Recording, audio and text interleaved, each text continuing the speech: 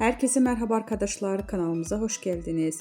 Mert Ramazan Demir tatil için Birleşik Krallık'a gitti.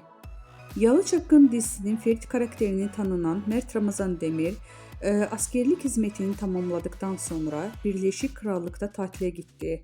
Demir tatilden yeni paylaşımlarını Instagram hayranlarıyla paylaştı.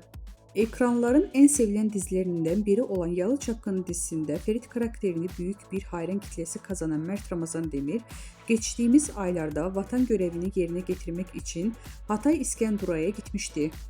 Askerlik hizmetini tamamlayan ünlü oyuncu, sosyal medya hesabından askerlik sürecine dair paylaştığı fotoğrafları hayranlarından büyük ilgi gelmişti.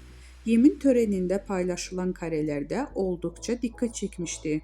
Vatan görevini bitirdikten sonra tatile giden Birleşik Krallık'a gitmeye karar alan Demir, tatilden yeni fotoğraflarını Instagram hesabından paylaştı.